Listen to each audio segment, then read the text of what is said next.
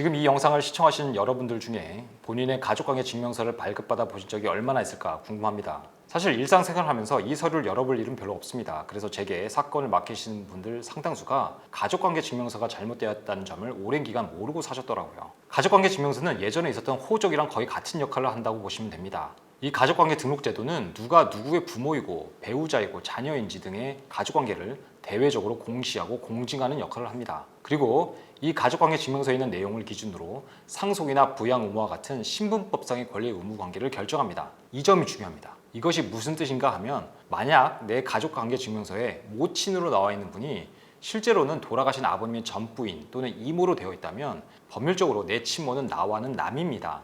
이 상태에서는 어머니의 상속인이 될 수 없고요.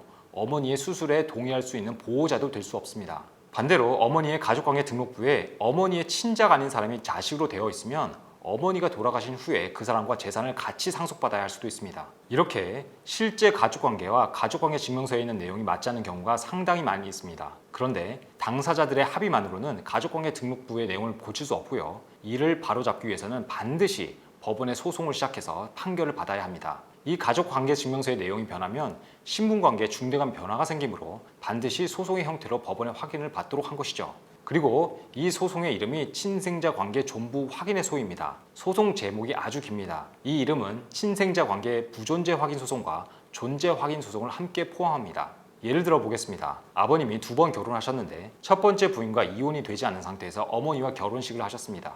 이후에 내가 태어났는데 학교에 보내야 하니 아버님이 내 출생신고를 하면서 모친을 첫 번째 부인으로 해서 하신 것이죠.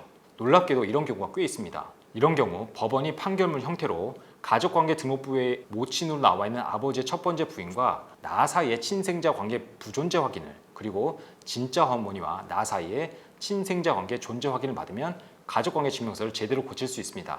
예를 바꿔보겠습니다. 어머니 가족관계 증명서를 떼보니 아버님의 혼외자가 어머니의 친자인 것처럼 출생신고가 되어 있습니다. 알고 보니 예전에 아버님이 어머님 몰래 혼외자에 대한 출생신고하면서 모친란에 어머니를 쓴 것이죠. 이런 때에는 어머니와 그 혼외자 사이에 친생자 관계 부존재 확인 소송이 있어야 어머니 가족관계 증명서에서 혼외자를 삭제할 수 있습니다. 이 소송의 의미는 이렇고, 이 소송에서는 유전자 감정 결과가 제일 중요합니다. 극히 이례적인 경우를 제외하고는 유전자 검사 결과 없이 판결은 나지 않는다고 보시면 됩니다.